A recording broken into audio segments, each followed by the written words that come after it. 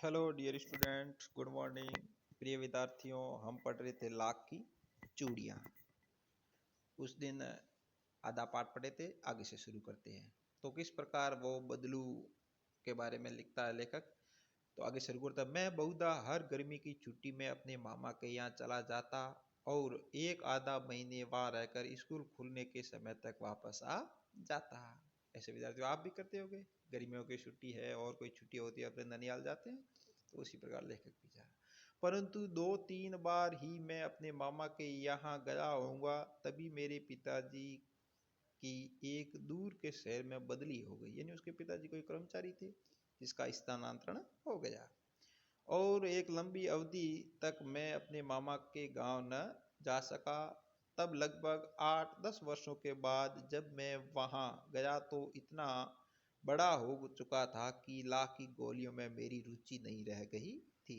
यानी ये आयु के साथ होता है, जैसे जैसे आयु बढ़ती है तो कुछ खेलों में रुचि कम हो जाती है।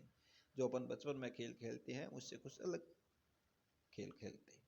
अतः गांव में होते हुए भी कई दिनों तक मुझे बदलू का ध्यान न आया। इस बीच मैंने देखा कि गांव में लगभग सभी स्त्रियां कांच की चूड़ियां पहने हैं। विरले ही, यानी कुछ एक, विरले का अर्थ कुछ एक हाथों में मैंने लाख की चूड़ियां देखी। तब एक दिन सहसा मुझे बदलू का ध्यान हो आया। सहसा यानी अचानक। बात यह हुई कि बरसात में मेरी मामा की छोटी लड़की आंगन में फिसल कर गिर पड़ी और उसके हाथ की कांच की टूटी चूड़ी टूटकर उसकी कलाई में घुस गई और उसे खून बहने लगा।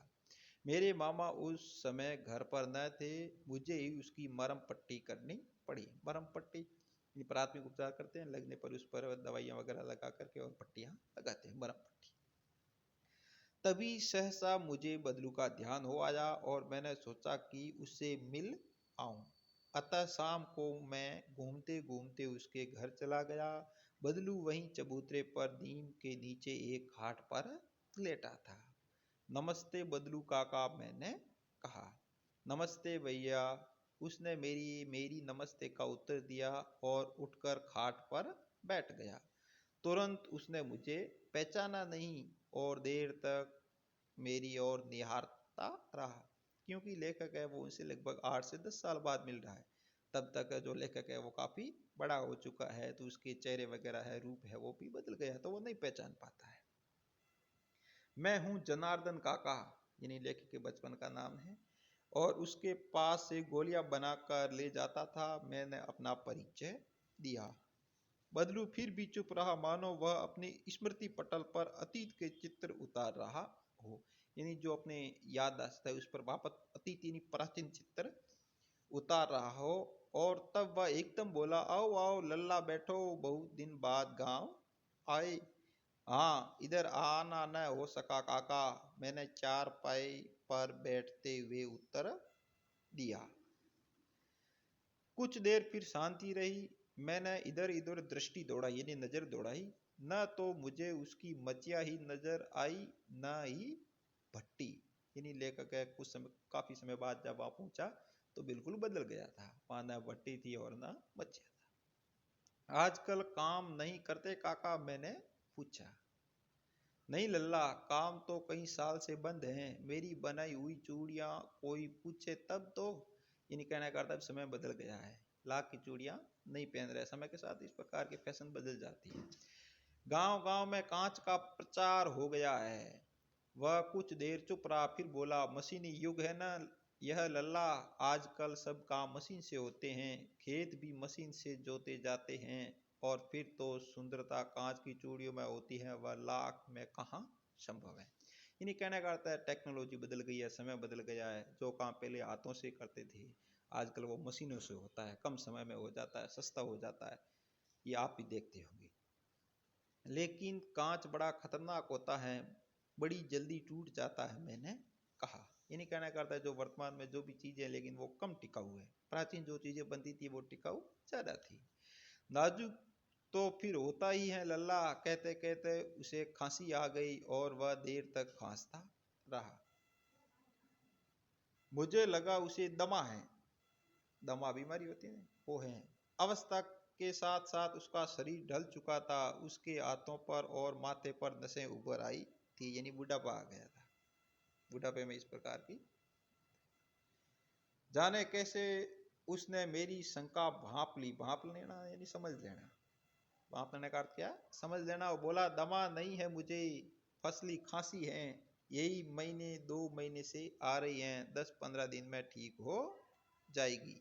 मैं चुप रहा। मुझे लगा उसके अंदर कोई बहुत बड़ी व्यथा छिपी हुई है। व्यथा यानी दुख भरी कहानी छिपी हुई है। मैं देर तक सोचता रहा कि इस मशीनी युग ने कितने हाथ काट दिए हैं। हाथ काटना यानी रोजगार बंद हो जाना। यानी जब मशीन और टेक्नोलॉजी आ गई है तो कईयों के रोजगार बंद हो गए हैं। जैसे आप देखते हो कि एक उदाहरण के लिए देखो, जैसे पहले अपन को कहीं भी कुछ गड्ढा खुदवाना होता था, मकान तुड़वाना होता था तो कारीगर लगाते थे। कहीं कारीगरों को रोजगार मिलता था। लेकिन आजकल ऐसी मशीनें आ गई है, क्रेनें आ गई हैं, जेसीबी है, तो वो कई व्यक्तियों के हाथ जो काम करते थे वो काम वो चंद मिनटों में और सस्ता कर देता है। तो इसलिए कई लोग हैं वो बेरोजगार हो गए। हाथ कटना यानी बेरोजगार होना, एक मुहावरा भी है। कुछ देर फिर शांति रही जो मुझे अच्छी नहीं लगी। आम की फसल अब कैसी है काका? कुछ देर पश्चात मैंने बात का विषय बदलते हुए पूछा। अच्छी है लल्ला, बहुत अच्छी है, उसने लहक कर उत्तर दिया और अंदर अपनी बेटी को आवाज दी। अरे रज्जो, लल्ला के लिए आम तो ले आओ। फिर मेरी और मुखातिब होकर बोला, मुखातिब होकर उसकी ओर देख करके बोला, माफ करना लल्ला, तुम्हें आम खिलाना भूल गया था। यानी जब वो लेखक पहले बचपन में भी यहाँ आता था तो ये उनसे उनको आम खिलाता था, तो उन्हीं याद को वापस याद कर रहे हैं, उसी यादों को। नहीं नहीं काका, आम तो इस साल बहुत खाए हैं। वाह वाह, बिना आम खाए कैसे जाने दूंगा तुमको। मैं चुप हो गया। मुझे वे दिन याद हो आए जब वह मेरे लिए मलाई बचाकर रखता था। गाय तो अच्छी है न काका? मैंने पूछा। गाय कहाँ है लल्ला? 2 साल हुए बेच दी। कहाँ से खिलाता? यानी क्या खिलाता? मलाई। यानी जब छोटा था लेखक तब बदलू के पास आता था तो उनके लिए वो मलाई बचा के रखता था। इतने में रज्जो उसकी बेटी अंदर से एक डलिया में ढेर से आम ले आई। डलिया यानी बांस की बनी हुई एक छोटी सी होती है जिसके ऊपर जिसके अंदर अपन आम है या और कोई भी फ्रूट्स वगैरह रखते हैं, उसे बोलते हैं डलिया। बांस का बना एक छोटा सा पात्र रहता है। यह तो बहुत है काका, इतने कहाँ खा पाऊंगा? मैंने कहा। वाह वाह, वह हंस पड़ा। शहरी ठहरे ना, यानी यहाँ पर एक शहरी ठहरे ना, इस बात में एक भाव यही छुपा है कि जैसे शहर के लोग हैं जैसे वो कम खाते हैं, ग्रामीण लोग होते हैं वो बड़े जम के खाते हैं और बहुत अधिक खाते हैं। इसमें खाने की क्षमता अधिक होती है, पचाने की क्षमता अधिक होती है। यहाँ पर भी एक शहरी संस्कृति, खान पान और ग्रामीण संस्कृति में भेद बताया लेखक ने। मैं तुम्हारी उम्र का था। उम्र, उम्र सही शब्द क्या है? उम्र। लेकिन यह उम्र शब्द लिखा है क्योंकि जो बदलू है वो पढ़ा लिखा नहीं है और ग्रामीण इलाके का है, तो इसीलिए उस शब्द को उम्र लिख करके और इस प्रकार लेखक ने यहाँ कुछ अनपढ़ होने का साबित किया है। था तो इसके चौगुने आम एक वक्त में खा जाता था। वक्त यानी एक वक्त, वक्त को भी क्या लिखा है? वक्त नहीं। यानी यहाँ पर लेखक ने बहुत ही अच्छी भाषा का प्रयोग किया गया है, वास्तविकता रूप से। वक्त में खा जाता था। आप लोगों की बात और है, मैंने उत्तर दिया।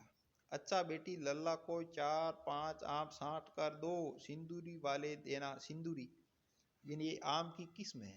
अब विभिन्न प्रकार का आम होते हैं, हापुस आम है, सिंदूरी आम है, तो ये आम की किस्म है। देखो लल्ला कैसे हैं, इसी साल यह पेड़ तैयार हुआ है। रज्जो ने 4-5 आम अंजुली में लेकर मेरी ओर बढ़ा दिए। आम लेने के लिए मैंने हाथ बढ़ाया तो मेरी निगाह, निगाह यानी नजर, एक क्षण के लिए उसके हाथों पर ठिठक गई। ये ठिठक गई यानी ठहर गई। गोरी गोरी कलाइयों पर लाख की चूड़ियां बहुत ही फब रही थी। फब रही थी यानी अच्छी लग रही थी। फबना यानी अच्छी लगना। बदलू ने मेरी दृष्टि देख ली और पड़ा यही आखिरी जोड़ा बनाया था। जमींदार साहब की बेटी के विवाह पर 10 आने पैसे मुझको दे रहे थे। मैंने जोड़ा नहीं दिया, कहा शहर से ले आओ। मैंने आम ले लिए और खाकर थोड़ी देर पश्चात चला गया। मुझे प्रसन्नता हुई कि बदलू ने हार कर भी हार नहीं मानी थी। उसका व्यक्तित्व कांच की चूड़ियों जैसा न था कि आसानी से टूट जाए। यानी यहाँ पर लेखक अंत में यही कह रहा है इन दो पंक्तियों से कि बदलू के व्यापार, पुराने व्यापार धंधे वगैरह थे वो सब बंद हो गए थे, फिर भी आज भी बदलू के अंदर जिजीविषा थी। उसका व्यक्तित्व मजबूत था, उसका धंधा वगैरह सब बंद हो गया था तो भी वह टूटा हुआ नहीं था। जब भी लेखक उनके कराए तो उसकी अच्छी आवभगत की। धन्यवाद विद्यार्थियों। इसके प्रश्नोत्तर है, अभ्यास प्रश्न है, वो आप अपनी पाठ्य पुस्तक में करेंगे और मुझे अपने व्यक्तिगत व्हाट्सएप नंबर पर भी भेजेंगे। और प्रश्नोत्तर जैसे मैं आपको अलग से भेज देता हूँ। धन्यवाद, फिर मिलते हैं अगली क्लास में।